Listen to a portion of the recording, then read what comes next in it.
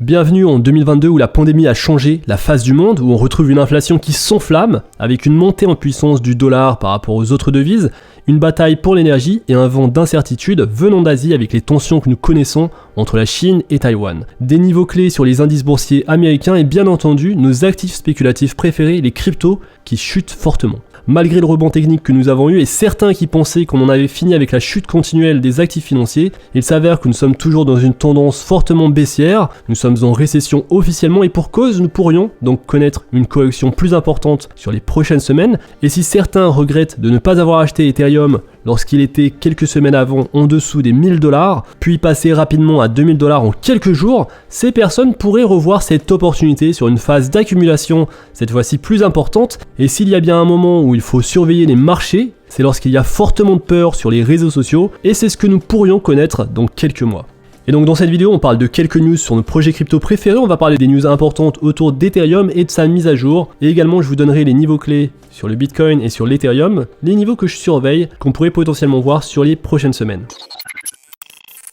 Salut à tous et bienvenue dans cette nouvelle vidéo sur les crypto-monnaies. On va parler de l'Ethereum, du Bitcoin, des news importantes à ne pas rater qu'on a eu cette semaine et surtout de cette forte chute de prix sur nos actifs préférés, les crypto-monnaies. Alors comme d'habitude, avant de commencer cette vidéo, je compte sur vous pour liker la vidéo, pour vous abonner à la chaîne. N'hésitez pas également à rejoindre notre newsletter Le Monde Crypto et à rejoindre notre groupe Discord, les liens en description. Alors parlons maintenant de l'Ethereum, il y a The Merge, la mise à jour qui arrive le 19 septembre. The Merge devrait et pourrait changer l'espace crypto pour toujours et voici donc tout ce que vous devez connaître sur cette mise à jour. Alors j'en ai fait une vidéo, je vous invite à la voir pour avoir beaucoup plus de détails sur cette mise à jour, mais plus simplement pour ceux qui n'ont pas vu cette vidéo, il faut savoir que The Merge va faire la transition entre le modèle de consensus actuel, le modèle preuve de travail de l'Ethereum, sur un nouveau modèle, le modèle preuve de participation, Proof of Stake, qui sera donc officiellement lancé en septembre. Alors comme changement bien entendu, il y aura le staking, on va pouvoir staker nos jetons ETH pour générer des tokens de manière passive. Il n'y aura plus du tout besoin donc des mineurs et de leur équipement. Il s'agira d'un processus Proof of Stake qui sera très facile à faire directement sur un portail décentralisé ou alors à partir de Binance ou d'une plateforme d'échange centralisée. Alors cette mise à jour crée la hype car c'est l'une des mises à jour les plus importantes, si ce n'est la plus importante mise à jour de l'Ethereum jusqu'à présent. Et donc on a vu une grosse montée en prix depuis cette baisse qu'on avait eu donc sur le mois de juin. Donc on avait eu un plus bas sur l'Ethereum à $890 et le prix de l'Ethereum est monté jusqu'à $2000 il y a quelques jours de ça. Et donc en quelques jours c'était une augmentation de 132% sur le prix de l'Ether.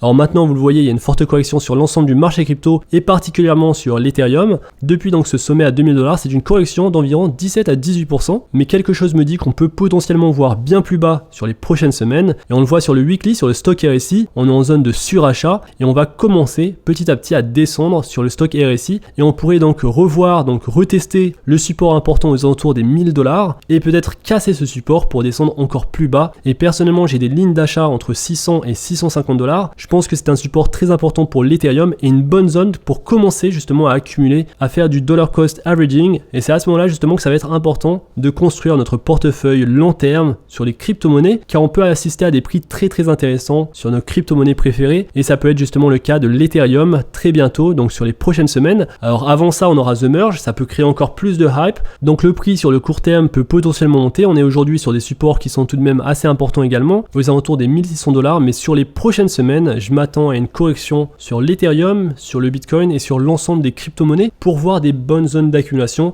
et pour construire ce portefeuille qu'on va garder sur le long terme, sur les prochains bull runs. Ce sera à ce niveau là que ça va être intéressant de faire du dollar cost averaging, de jouer sur des rebonds, de garder une partie sur le long terme, de séparer, de prendre des profits sur une autre partie pour être ainsi toujours sur le marché mais également faire des bénéfices. D'ailleurs à ce niveau là je partage et je partagerai tous mes trades sur Discord, sur le Discord Meta Investor. C'est un club d'investisseurs qui possède deux sections, une section privée et une section publique. Je vous invite à rejoindre le lien du Discord dans la description. Vous pourrez accéder gratuitement à la section publique et si ça vous intéresse, pourquoi pas rejoindre la section privée comme d'ailleurs beaucoup d'autres investisseurs l'ont fait. Alors je vous avais parlé du potentiel hard fork de l'Ethereum. Cette mise à jour The Merge divise et surtout divise les mineurs qui veulent toujours gagner cet aspect de preuve de travail pour pouvoir continuer à miner et générer des jetons Ether et c'est le cas justement et je vous en avais parlé sur ma dernière vidéo sur l'Ethereum et la potentielle hard fork. C'est le cas de Chandler Guo, une personnalité qui est connue sur Twitter pour avoir été à l'origine d'ailleurs du hard fork de l'Ethereum classique. Chandler Guo souhaite faire le hard fork de l'Ethereum et donc on peut potentiellement avoir deux versions de l'Ethereum après The Merge, une version Ethereum Proof of Work, donc l'actuelle version, et une nouvelle version, la version qui va arriver, la bonne version version qui sera acceptée par les stablecoins, qui sera acceptée par les applications décentralisées, la version Proof of Stake POS. Et si c'est le cas, donc je vous renvoie encore une fois à ma vidéo, ça peut créer beaucoup de confusion car ça va doubler nos actifs. Par exemple les NFT, au lieu d'avoir un seul NFT, on en aura deux, un NFT sur le réseau Ethereum Proof of Work et un NFT sur le réseau Ethereum Proof of Stake. Et donc ça peut créer de la panique sur les marchés crypto. Alors c'est quelque chose d'assez sérieux car on voit des plateformes d'échange centralisées accepter le potentiel hard fork avec de l'Ethereum W, ETHW pour Ethereum preuve de travail. Donc cette version qui pourrait ne valoir pas grand chose, mais qui pourrait créer beaucoup de confusion et malheureusement beaucoup d'arnaques pourraient survenir après The Merge, ce qui pourrait grandement impacter l'espace crypto-monnaie. Bien qu'on voit des mineurs prendre la position de l'Ethereum preuve de travail, on va également voir des investisseurs qui préfèrent que l'Ethereum reste preuve de travail, car le consensus preuve de travail, c'est le consensus le plus décentralisé et le plus safe. En passant aux preuves de participation POS, l'Ethereum va sacrifier sa décentralisation. Alors dans les projets et les institutions contre l'Ethereum preuve de travail, on va retrouver Chainlink, on va retrouver donc les stablecoins USDC et USDT, mais encore une fois, je vous renvoie à ma vidéo détaillée justement sur ce qui pourrait se passer si on avait donc un hard fork de l'Ethereum. Alors le staking, la preuve de participation, ça amène un nouveau système donc de consensus, un nouveau système de vote, car en effet on va avoir maintenant des institutions qui pourront voter pour prendre des décisions sur le protocole Ethereum, et donc ça va être le cas des grosses plateformes d'échange centralisées comme Coinbase, Kraken, Binance, ou alors d'autres protocoles centralisés, d'autres institutions. Et donc sur un protocole de preuve de participation, les institutions auront le pouvoir de voter sur l'avenir de l'Ethereum. Et donc si on a des régulations importantes aux États-Unis, comme c'est le cas avec la SEC, on pourrait avoir une demande de la SEC pour boycotter le protocole Ethereum. Et d'ailleurs la question a été posée sur Twitter pour Lido Finance qui possède énormément d'Ethereum en staking. Pour Coinbase, Kraken et d'autres institutions, la question est la suivante: si les régulateurs vous demandent de censurer au niveau du protocole Ethereum avec vos validateurs, allez-vous petit a vous conformer et censurer au niveau du protocole Ethereum, ou alors petit b arrêter simplement le service de staking et préserver ainsi l'intégrité du réseau Ethereum. Et donc le CEO de Coinbase a dit donc que c'était une hypothèse à laquelle il espérait qu'on ne serait pas confronté, mais si c'était le cas, il a dit qu'il choisirait, il pense, la réponse B.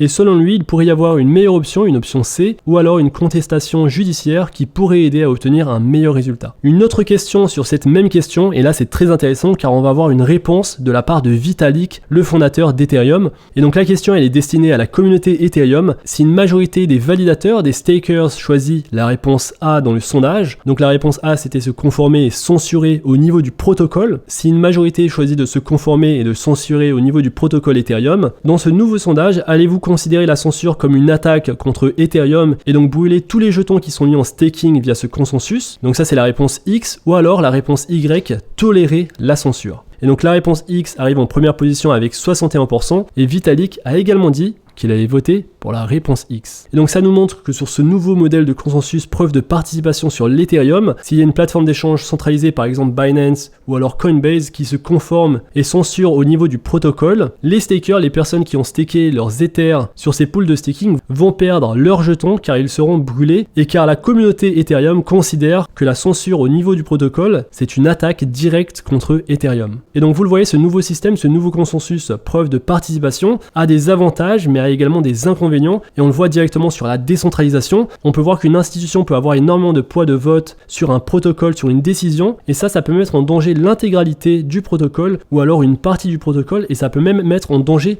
nos investissements. Et donc dites-moi ce que vous en pensez justement de l'Ethereum preuve de participation, de cet aspect de censure s'il devait arriver, et il pourrait arriver car l'Ethereum c'est tout de même le deuxième plus gros projet crypto en termes de valorisation. C'est un projet qui est important et je pense que la SEC surveille ce projet de très près, et donc la mise à jour de l'Ethereum, The Merge, pourrait justement poser des problèmes pour les citoyens américains, comme ça a été le cas justement de Tornado Cash, un protocole qui a été banni et sanctionné directement par l'OFAC. On pourrait également avoir une censure de ce nouveau protocole preuve de participation de l'Ethereum par la régulation américaine, et si c'est le cas, ça peut donc poser de gros problèmes. Et donc voilà pour ces news qui sont, comme vous le voyez, des news assez négatives. On n'a pas beaucoup de bonnes nouvelles, si ce n'est une nouvelle qui va devenir très évidente sur les prochains mois: le Bitcoin qui est et qui va rester la solution la plus sûre dans les crypto-monnaies, car ayant le protocole le plus décentralisé en plus d'être très bientôt l'unique solution tangible, preuve de travail, bien qu'il existe d'autres projets de plus petite taille, comme le projet Hedera, comme l'Ethereum classique, le potentiel hard fork de l'Ethereum également, le Bitcoin est et restera la meilleure solution, et donc je suis encore encore plus optimiste sur l'avenir du Bitcoin, car il s'agira ainsi de la crypto-monnaie la plus décentralisée et la plus safe. Et donc beaucoup se focalisent sur l'évolution de l'Ethereum. Et donc je pense que c'est bien, car l'Ethereum, on en a besoin comme cas d'usage au quotidien dans le Web 3. Le Bitcoin, c'est plus une valeur refuge, une monnaie de stockage. Et donc le Bitcoin restera la crypto-monnaie la plus décentralisée et la plus safe. Vous le savez, le problème que tentent de combler toutes les crypto-monnaies, c'est un problème de taille. Il s'agit du trilemme des blockchains. Et donc avoir une bonne décentralisation, une bonne sécurité et une bonne évolutivité, scalabilité. Le Bitcoin possède une bonne sécurité et une bonne décentralisation, mais il fait défaut sur la scalabilité. Les transactions sont très lentes et donc c'est très difficile de rendre pratique l'utilisation du Bitcoin. Alors on retrouve le même problème pour l'Ethereum, qui avait donc beaucoup de sécurité, beaucoup de décentralisation sous le protocole preuve de travail, pas énormément de scalabilité, des transactions très lentes, et c'est pour ça d'ailleurs qu'on avait des protocoles de couche 2 comme Polygon Matic. On retrouve des projets comme Solana qui vont justement miser sur leur scalabilité et sur leur sécurité. Malheureusement, Solana, ce n'est pas un projet qui est très décentralisé, c'est un projet qui est tenu principalement par les institutions, et donc on aura toujours ce trilemme des blockchains, et le Bitcoin restera donc pour moi la meilleure solution sur le long terme pour une blockchain décentralisée et sécurisée. Et donc aujourd'hui, le Bitcoin se situe aux alentours des 21 200 $. On a eu donc une forte correction dans l'espace d'une semaine d'environ 13%. Je m'attends à ce qu'on reteste justement ce niveau bas aux alentours des 17 500 $, et j'ai des lignes d'achat aux alentours des 16 000 $ pour le Bitcoin. Je m'attends à ce qu'on voit les 16 000 $ sur les prochaines semaines. On pourrait également descendre plus bas et toucher les 14 000 $. Ce qui est intéressant, c'est qu'on va rentrer dans un territoire où on va pouvoir accumuler des Bitcoins à de très bons prix, et donc c'est important justement d'avoir du cash de côté pour pouvoir investir sur ces niveaux. Et sur le journalier, vous l'avez vu, cette ligne de tendance, on vient de la casser de manière très sec, et donc on peut potentiellement avoir un petit rebond. La cassure étant assez importante, je m'attends à ce qu'on reteste les 17 000 $ et peut-être même plus bas sur les prochaines semaines. Et donc bien sûr, je vous ai parlé du Bitcoin et de l'Ethereum sur le plan graphique. Ce sont les deux crypto-monnaies les plus importantes. Les autres projets crypto vont chuter encore plus vite et de manière plus importante. Donc faites très attention à ça. C'est important d'être en position cash pour bénéficier des meilleures opportunités, faire du dollar cost averaging, faire de l'investissement régulier aux alentours et en dessous des 17 000 $. Je pense que c'est très intéressant. Et donc voilà pour cette vidéo. La mise à jour de l'Ethereum, The Merge, on ne sait pas encore si elle sera entièrement optimisable et on ne sait pas encore si la transition se fera en douceur. Il s'agit d'une transition logicielle, du preuve de travail à preuve de participation. Le staking, c'est une transition logicielle. Nous pourrions donc rencontrer des problèmes avec des protocoles de finances décentralisés, mais également d'autres services au sein de l'écosystème Ethereum. En attendant, je peux dire que le Bitcoin est l'actif le plus sûr dans un marché baissier. Bien sûr, il n'est pas plus sûr que le cash. Le cash is king sur ce marché, mais l'actif cryptographique le plus sûr, c'est bien entendu le Bitcoin. L'Ethereum restera le projet le plus prolifique à long terme, mais sur le court terme, on pourrait voir une forte volatilité pendant et après The Merge. Et donc voilà pour cette vidéo, j'espère qu'elle vous a plu. Si c'est le cas, n'hésitez pas à liker la vidéo, à vous abonner à la chaîne. N'hésitez pas également à me rejoindre sur la newsletter Le Monde Crypto, mais également le Discord Meta Investor. On se retrouve très vite pour une prochaine vidéo. D'ici là, faites attention à vous, investissez bien et à la prochaine. Peace.